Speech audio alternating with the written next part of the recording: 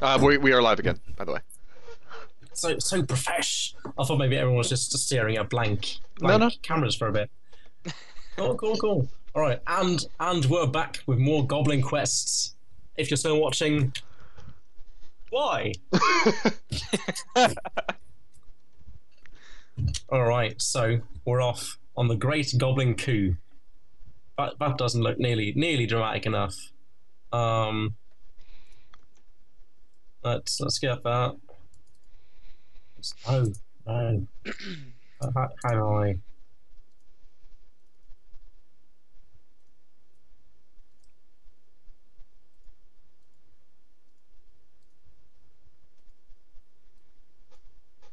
That's a bit much. That's just perfect. All right. Yeah. Well, that looks intense. All right, serious quest here. Yeah. So see, now we know you mean business. Now it's happening for real. Absolutely. All right. Phase 1, stage 1. Get some gemstones or something that looks like gemstones. Oh yeah. So, where do you imagine you're going to get some gemstones? Where would you go to get that? I mean, junk is an option. Filth could be. I was thinking maybe the haunted mine would be a good location for precious gems and minerals. You know, Yeah. minerals, vitamins. Oh yeah, definitely. I would think so. Mm-hmm. And antiseptics. That one was hiding up in the corner. What's having your drinks? Yeah. All right, so let's set the stage. The Haunted Dwarf Mine I also had some great music for, but Twitch won't let me. Roll20, ladies and gentlemen, has got a jukebox feature wherein you can put your very own music or other people's music, and you can play it as long as you're not streaming. If you are streaming, good on you. Let's do more streaming.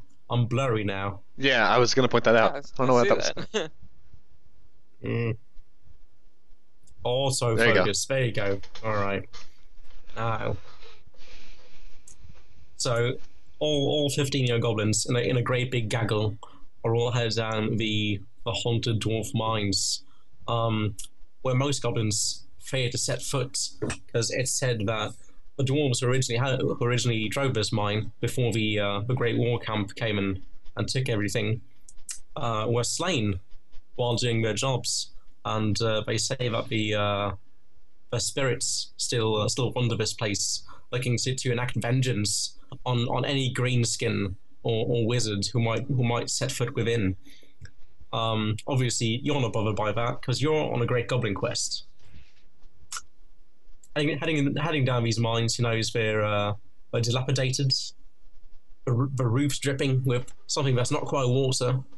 It's something icky and sort of sticky, and nothing else rhymes. It's exactly those two things.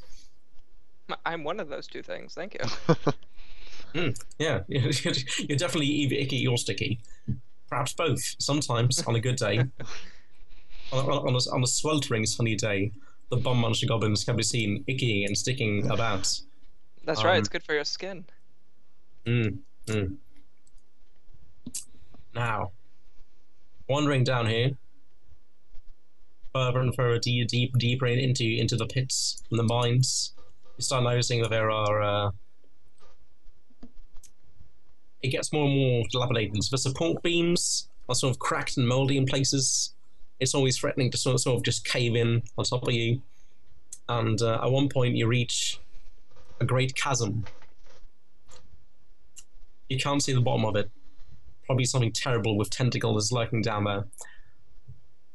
And there used to be a rope bridge, and there still sort of is a rope bridge spanning the chasm, but it's really more rope than bridge at this point. Although, on the other hand, you swear to the orc god Bugalkok, the god of punching and turnips, but you can see something glinting on the other side of that bridge. And this is where we set our scene.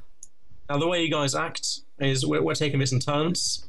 You all get to act once each turn, The order doesn't matter. You sort it out. Who goes first? I don't give a shit.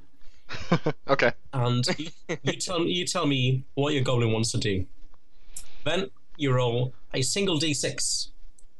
Except if you can work in one of your traits, if you can work in your defining feature, or pretty much anything except your honorific, then that's going to give you one more die. And you want to get as many dice as possible and roll those. Now, when you roll all your dice, you're going to get every single result.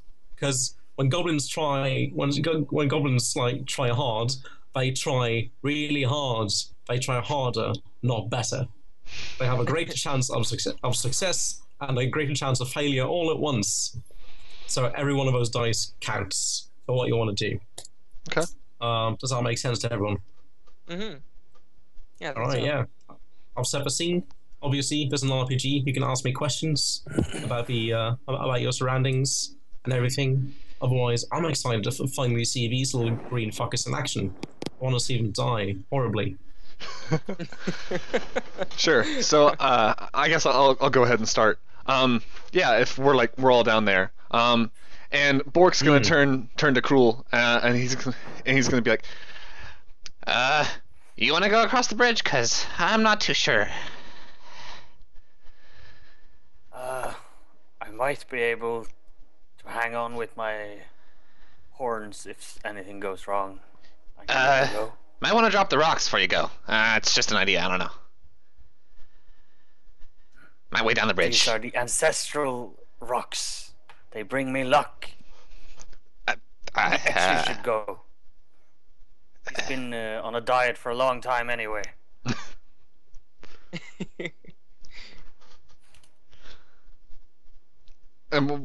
All eyes on Ichi. Yeah. I'm sorry. What was that? We're all looking at you. Being on a diet for so long, maybe you should go over the bridge. Oh yeah. How can you expect me to cross a bridge without any makeup on? First, I have to apply my makeup. And so Itchy proceeds to apply her makeup onto her face, and all the other bum munchers attempt to apply makeup on all of your faces. All right, so the bum munchers, the five bum munching goblin servants, doing what they always do when asked to do anything, which is just sort of smear goblin paint on everyone's faces. Watch the crack in my head, okay? Just saying. They proceed to stick the bugbear brush deeper into the scratch in the head. Oh God! What are you doing? That tickles. We have to cover this up. It's so disgusting. It's a mark of pride. You wouldn't understand. We'll not be able to get across this bridge looking so ugly. I'm as beautiful as ever. You know what? Fine. Go ahead. I'll go. It's not too important. Wait, sorry, off-game question. We're playing all our 5 goblins at the same time? No, you're just playing your lead goblin. The other 4 are just sort of whatever Kroll says. The other 4 goblins are gonna go like, yeah, that's right. Okay.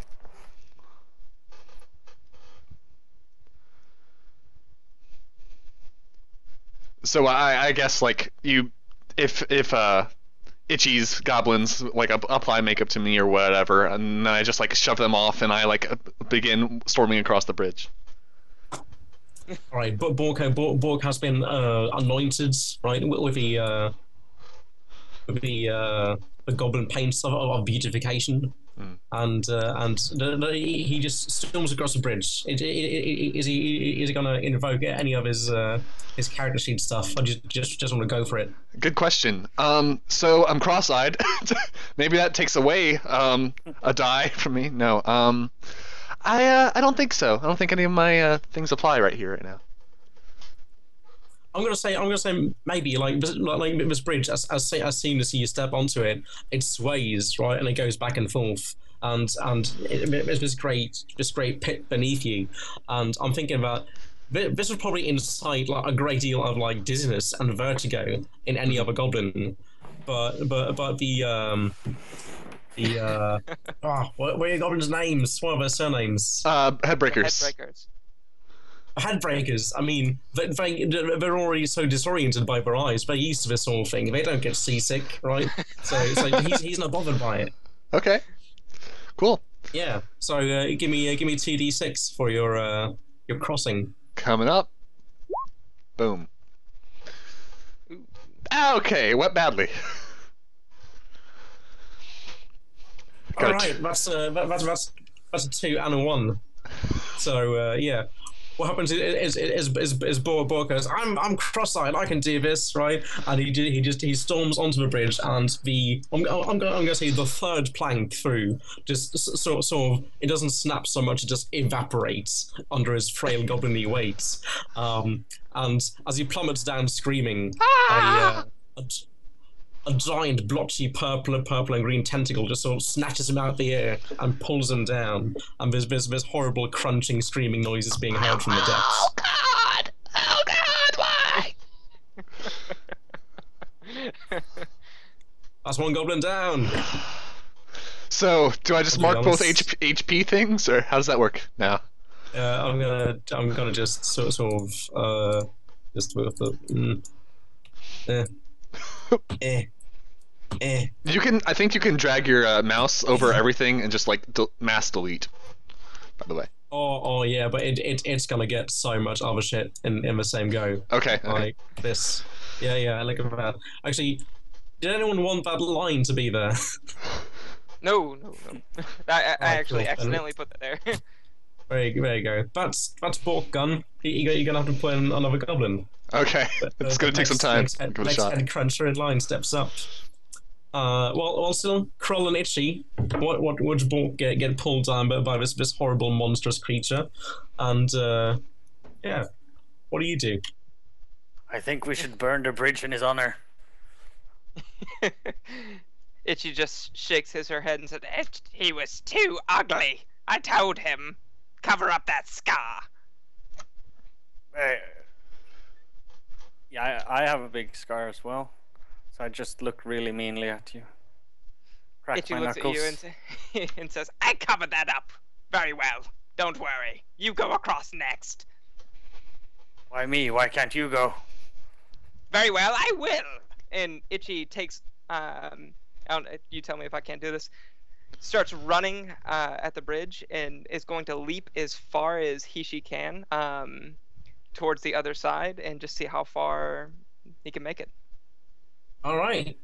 Itchy's gonna cross the chasm using his mighty goblin legs. It's a she, I guess. Yeah. Yeah, sure. That's just totally what that is. Right, no, yeah. Just pull up anything you might help on your character sheet and roll as many dice. Well, I don't think being disfigured is going to help me here. So I don't think. I guess I just roll one die. Yeah, one die is good.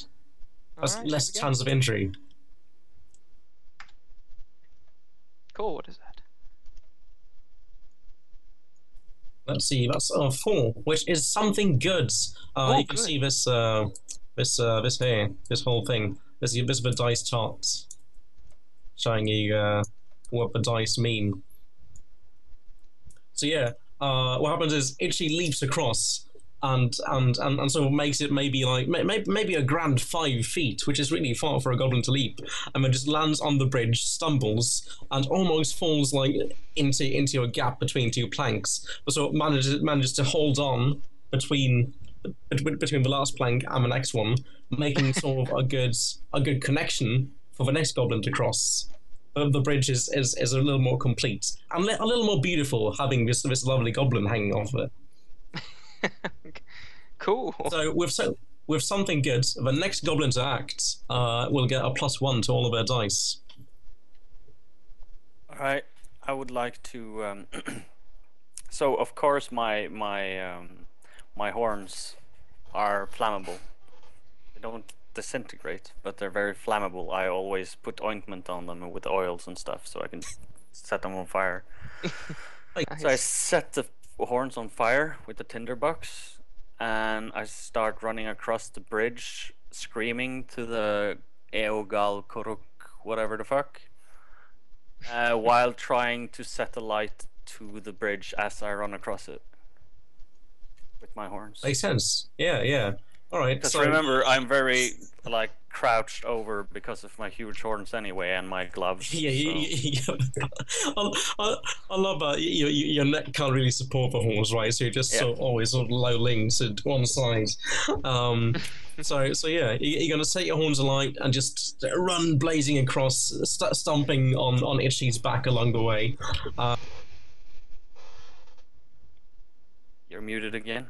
Oh, you muted. Oh no, shit! How long was I here for? Oh, not long. Pretty long.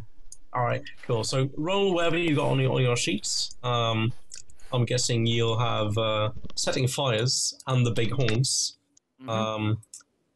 Which I mean, you can work a dream into this because you're burning something as well. So I guess that's 4d6.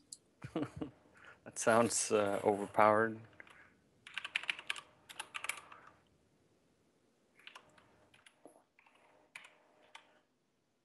Like this? No, it's a slash roll. Slash roll. I'm on 40.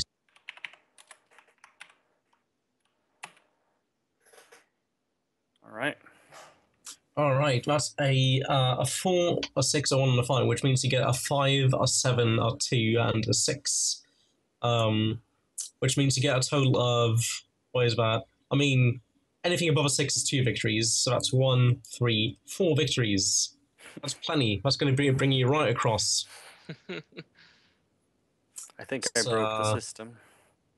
No, because listen, right? You roll really well on this, but every one of those dice could have given you an injury as well. Oh, okay.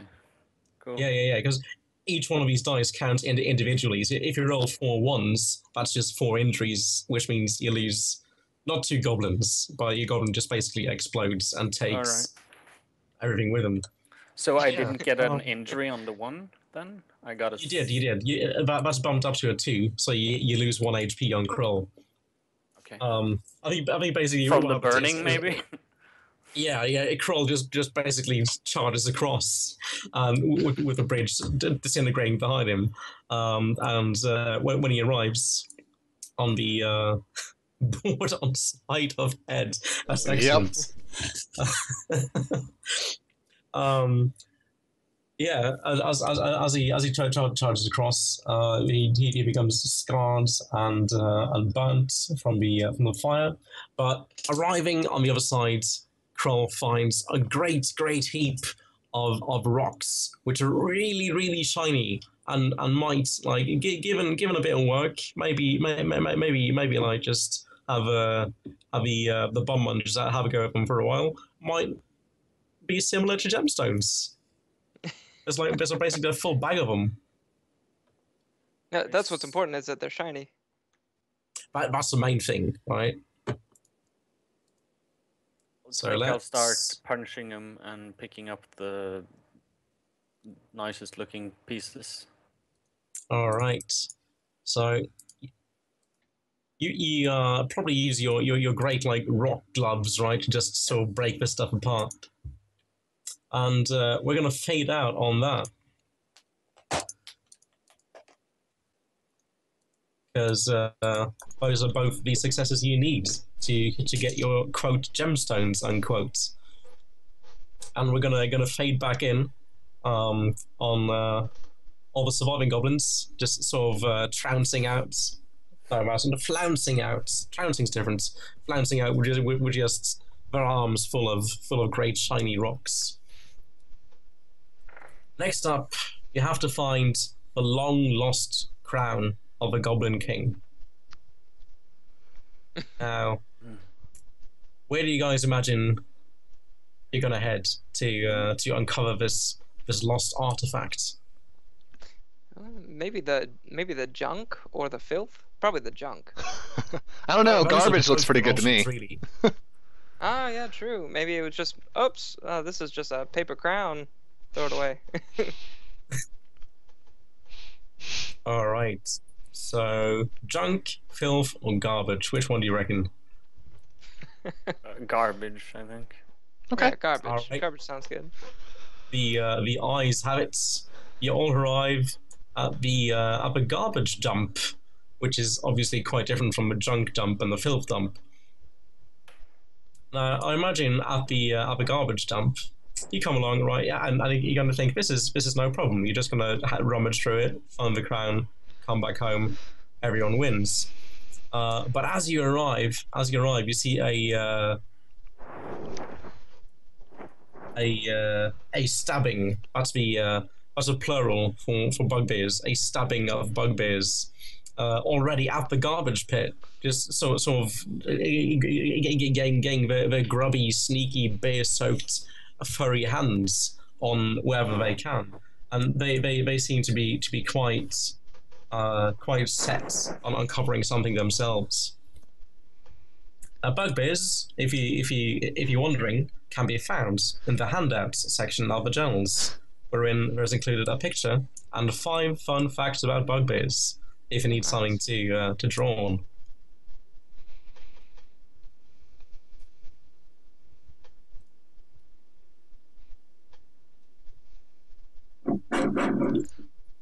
These guys are all just rummaging grungily through the debris of a garbage pit, make like blah, blah, blah, blah, blah, blah, noises. All right.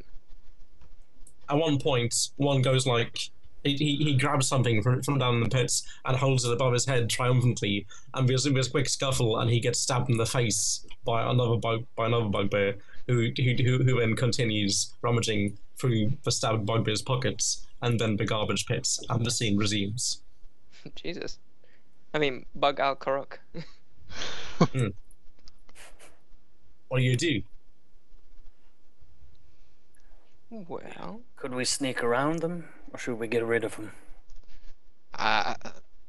Listen, I honestly don't think that that's going to be a good idea. Let's just do the sneaking around option. I'm not really too sure about the one where we attack them because they're big and I don't want to die right now, please. We can burn them. What? We can burn them. But there's the crown's in there. We don't want to burn the crown. That's a bad idea. No, we shouldn't do that. Maybe. I don't know. True. and Itchy Bum Muncher screams, "Pretty or die!" and runs towards them with the bugbear brush held high, covered in boar blood. And I assume all the other 4 follow with. I look at Blaze and shrug and run after him. Oh god, I'm gonna lose my other ear. And then I join. Oh yeah, I should have mentioned. Speaking of ears, you've all got each of your goblin clutch. Each player has got a lucky ear. Everyone knows a goblin's ear is lucky. It's like a rabbit's foot. It's the same thing. And at any one point during the whole shindig, you may say that you activate your lucky ear. You're gonna pull on it. You're gonna put a ring through it. I don't know what you do with it. It's your ear, but it's gonna give you a reroll on whatever you just did. All of the dice. Okay. You can only do that once per goblin, Once for the entire game. Oh, okay. Right. Oh, I see. Yeah. Is that before or after you roll? After you roll, you get a reroll after rolling. So don't say I never gave you nothing. That's for free. All right. Yeah. All right. So he's gonna go charging at the bugbears. Do you wanna invoke any of your things? Let's see. Well, my dream is to make all goblins beautiful, but I guess that would include Goblin Ken. So I am trying to make these bugbears beautiful. Yeah, they're close enough. You're gonna rush at them with your and you use the bugbear hair brush to paint the bugbears. Absolutely. You probably noticed charging at them, but at least a few of the bugbears have got like big patches of fur missing from their bodies, and seem to be quite familiar with a huge swatch of hair that you're brandishing. All right. So that's those two. You want to bring in beautification as well? Are you just gonna? You're not gonna attack them. You're just gonna pretty them up. Oh yeah, yeah. I'm gonna pretty him up. All right. All right. Well, that's 4d6, I guess. All right. Oh, whoops. Yeah.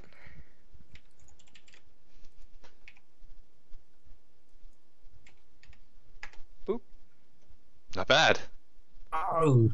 Not bad at Oh, all. nice. I mean, you got one something bad, but you also get something good. So when you get one of each result, right? That basically means that they don't cancel each other out, but something good wins out. So if you get an equal amount of each, then you get something good. But if you get more bads, then you get a bad. If that makes any sort of sense. That makes sense, yeah. Sure. All right, cool. Yeah, but never mind that, because you got a grand total of 2 successes as well, a 6 and a 5. You guys are rolling way too well. There's only been one goblin death so far. I'll roll more. We'll just solve that way. No, yeah. So Itchy, having lived through the past ordeal, charges at the bugbears, brandishing this sort of it's really just sort of a handful of bugbear fur, and that's been dipped in paint, right? And this is going to be sufficient to deal with them. You know what? You rolled so well. I'm going to leave it up to you. How exactly does Itchy solve this? What's the fallout of this roll? Well, I think that the clutch of goblin, the bum munchers, run up very quickly and jump up onto the bugbears' faces, and just it's so surprising that they become unbalanced and fall to the ground, and maybe some goblins get hurt from that, but they just start painting up the bugbears' faces and make them look so beautiful, at least to the goblins' eyes. And that just leaves them disoriented. They're blinded by powder and brushes. Or that, yeah, they might have just gotten blood in their eyes, but the goblins like to think that they were disoriented by how beautiful they had suddenly become. Mm-hmm. Yeah. In the eyes of the bum muncher goblins, they're just dazzled by their new appearance and going like, Jesus, I never knew we could look this good. Exactly. And while that's obviously what they're thinking, as they're sort of lying, thrashing about in the garbage pit, covered in paint and blood and just sort of glittery powder, you just sort of admire your handiwork, look down, and oh look, it's the crown. You found it. There it is. And Itchy, just like Mel Gibson in Braveheart, says, "The power of beauty!" and runs away with the crown.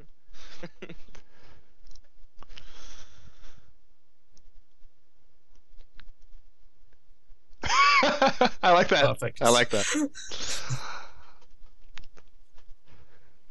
I feel like the goblins actually filled in those check boxes.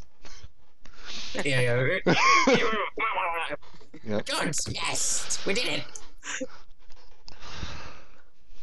Christ, I totally blow my voice halfway through a Goblin Quest. It's a good thing I'm not. I highly suggest water. That's all I can say. I'm all out. There's no more left. You know, the thing about using the draw option on Roll20 is like it really does mimic what you would think a goblin's handwriting would look like. Yep. True. Roll 20, ladies and gentlemen. I'll say that's really true. If you want to draw like a goblin, roll20.net. Of course, there's always the text option. All right. So next up, I'm gonna roll some dice. I'm gonna. You're gonna watch me roll them, but the result is gonna be a secret. Okay. Now, there's difficulty coming up. Ooh, a 6 and a 5. That's good. It's going to give me a choice of either or a yeah. That's a good one. All right. So what happens is when you meet a complication, which is what this extra little box is, I'm going to roll some dice and see what sort of complication shows up, which is what I've done. Where do you imagine you might find some boars to bleed for their precious boar blood? Good question.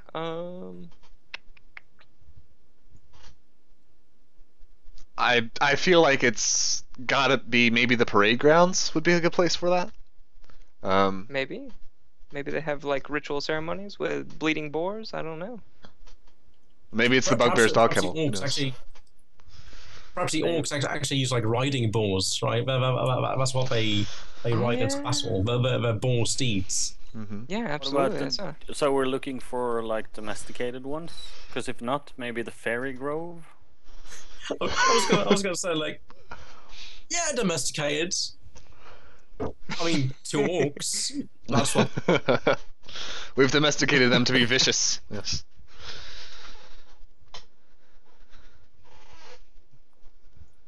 Let's see. All right, heading down the barracks then possibly. I'm thinking maybe like just out back behind the barracks. There's a big boar pen where these tusked pigs also just charge at each other all day because they've been trained for aggression, right? And if there's nowhere else to take the aggression out on, they take it out on each other, and they're hard enough to take it. Yeah, absolutely. But there's probably there's one orc standing out back who's like the boar keeper, and he's got this big worn straw hat and maybe some denim overalls with one with one thing undone, so it's just hanging down, and he's just cheering at them, going like really pleased with the with the bloodshed. And that's a good thing, right? These boars just constantly going at each other means there's an ample supply of boar blood just sort of lying around. You can help yourself if you can get to it. All right. So this boar blood is just kind of laying around in puddles. Then, like the boars have been fighting each other. Lee, you're muted. You went mute.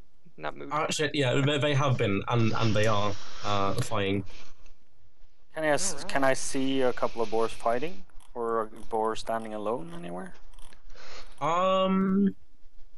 Yeah, you can see there's like one lone boar like in the corner of the pen, just who doesn't seem to be participating at this moment. It's either asleep, or dead, or knocked out.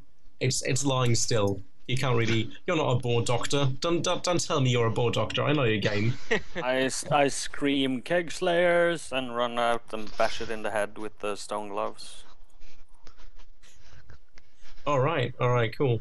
Now, as you charge at them, right? As you charge at them, you all hear an ominous and sadly quite familiar like whooshing sounds of like wind going like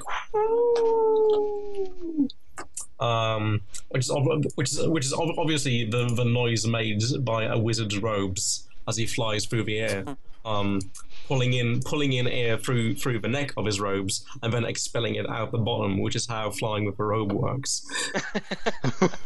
Nice. And this sort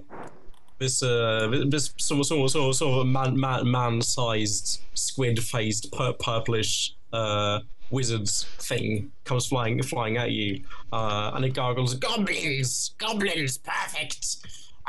I need goblin teeth. I need goblin teeth for my experiments. Come here, so I may have your teeth at once." And he seems to be intent on gathering your fangs. You said he had tentacles? Yeah, you just sort of coming out his one nostril and one eye. All right.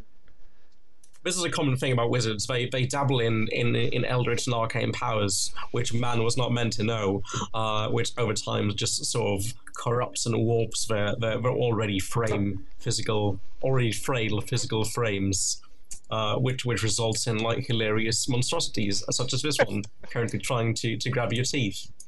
Nice.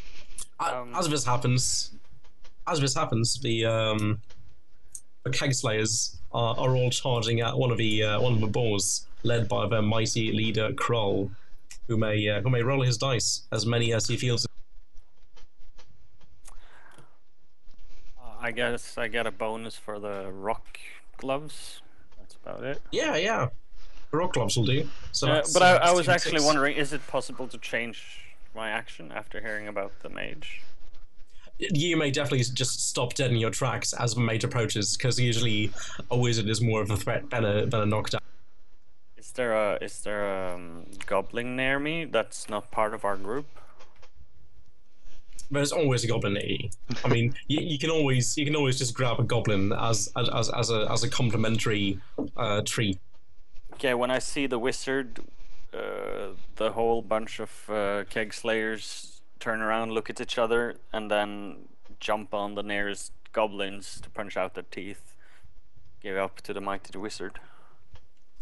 I'm still gonna give you the rock gloves for that. That seems like a perfect application of rocky gloves. Number one dentist tools, rocks. Yeah, that's right. Listen, when all you have is a rock, everything looks like a set of teeth. Hey, I can grind one of the rocks down into toothpaste. That's fine too. Just pointing that out there. Is that 2d6? So many uses for rocks. Yeah. The regular d6 and then the rock. Alright. All right. All right. So Krull launches himself at the nearest goblin, which he figures is probably not one of his own, because goblins have a really sort of sketchy grasp on anything. But he's thinking that this is not a keg slayer probably, and just start bashing out his teeth with his great big rocky gloves. And as he's going at this, the wizard goes, excellent, yes, goblin teeth, and I just sort of he waves his hands. He makes this grand gesture and finally points his wand at the goblin struggle going on the ground, and everything within just sort of slurps up into one great sort of goblin fleshy mess of a ball, which just sort of floats into the air and hovers along past the next to the wizards, who just sort of daintily, carelessly whooshes back to the black tower, and Krull is gone. He's a dead goblin. Wait, what? Was that the guy I beat up? No, both you and the guy who beat up just sort of got whoop, into a great big meatball and thrown to the tower. Got wizarded. Delicious. Which means we do like. Oh Jesus! Come on. What's funny? I find it funny. There was a moment there where only half of the art had disappeared, and Cruel ended up looking like Itchy for just a second. This fucking D will not stop. But D will not stop, ladies and gentlemen.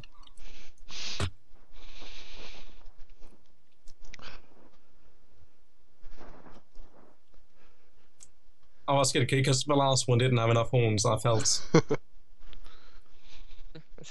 Looks like a golf club horn. I like it. Alright, so which means that the wizard problem has been dealt with, but the ball blood still needs to be collected. Don't worry about this, Itchy. I think I got this. Oh gosh, what is our name? Us headbreakers. We're pretty good with animals. One liked my ear once, so yes, got that going for me. I'll give it a shot. And then I head towards the sleeping bull, or sorry, not bull, boar, and try to collect some blood.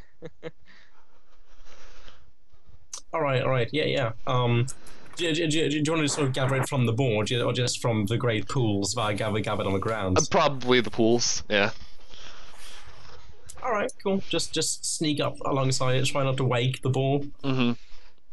How are you collecting the blood? Where are you putting it in? Yeah, that's a good question. Like me, I have my bib my scarf, right? Because that is like the heirloom that's passed on. Yeah, then I'm probably like dipping. I'm using it as a rag. Your precious unbloodied scarf. Yes, it's getting bloodied. I'll wring it out later. We'll wash it out. It's fine. With more blood. Yeah, it's not a problem. Wash? What is wash? So yeah, I think that's what I'm using. All right, cool. I guess that's another 2 dice. Okay.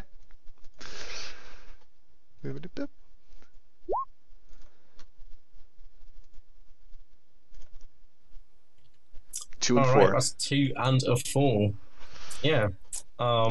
Which means how's Goblik doing? Goblik's doing fine so far.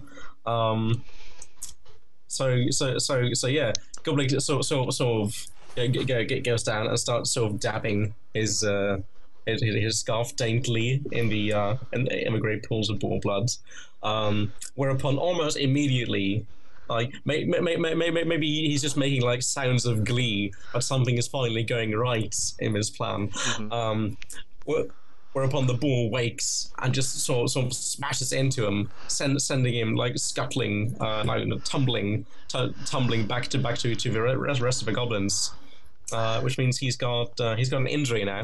Okay. But on the bright side, there is now a lovely large sort of Tom Bakery silky, I don't know what sort of scarf it is, a big raggy scarf, just completely soaked through with ball blood, ready for the collection, lying next to this probably docile ball, right? He was just acting out a bit.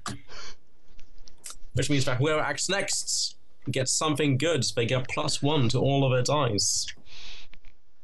So I think that's got to be Itchy. Yeah. Itchy's the only one who hasn't acted. Yeah. Itchy definitely says blood, flesh, blood, and runs up and starts gathering the blood. You said the blood is like on the ground, ready to be collected. Yeah, it's actually all sort of soaked into Goblik's scarf at this point. So if you can sort of just grab that, then you're good. You got the blood.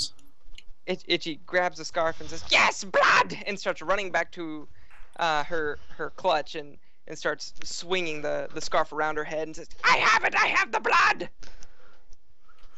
All right, let's see you have a go at the scarf. I guess that's 1 die at the outset. I don't know if you want to invoke anything. No, don't think I can actually invoke any of my of my wonderful properties here. So I'm just gonna go ahead and roll a 1d6. You're muted again, Lee. That's fine. That means there's less chance of an injury. Okay. All right. I'm just going to stop me myself. I'm going to leave that button alone. Bam. Boom. Boom. That's a 6. Yeah. Most successful goblin coup ever. What happens is you grab the scarf, but for reasons unknown, because you're not a ball psychologist, I know your game, the ball sort of snatches the other end. Like no, it doesn't snatch it. As he runs, the other end just sort of catches on one of the ball's tusks, right? And you're caught in this tug of war with a ball. That's a rhyme for you poets out there. And just sort of trying to get it. Gooblik speaks something. Your one success.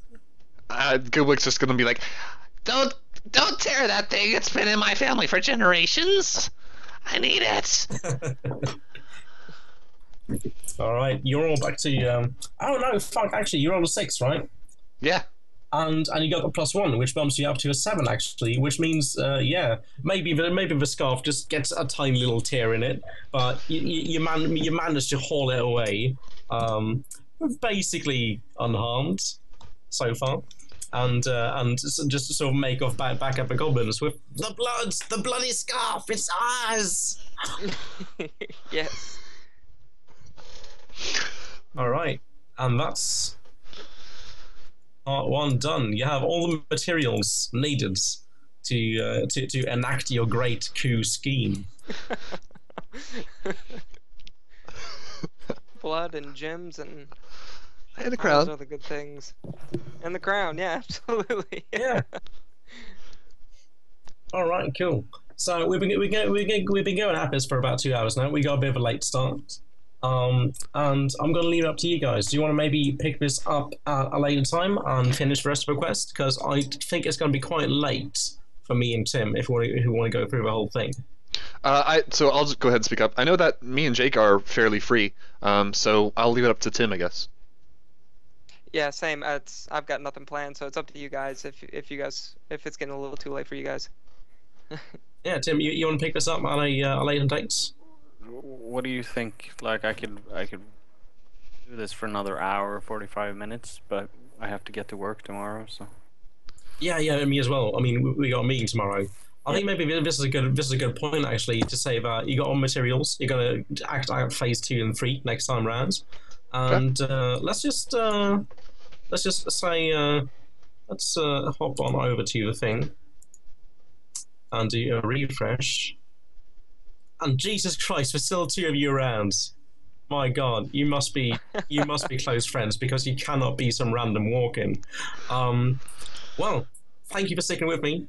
I'm actually quite glad that this has gone without any technical difficulties. Apart from the fact that we were missing a person that had to start a half hour late, I think this has been a really good debut, a good test run. So if you like what you see, if you're looking at this at a VOD, then you can come on back at a later date. I'm going to give an update on when the next session will be. Thanks so much for sticking with us. I hope you'll return for the part 2 of Goblin Quest, and after that, I'm definitely thinking about maybe starting up a Dungeon World campaign.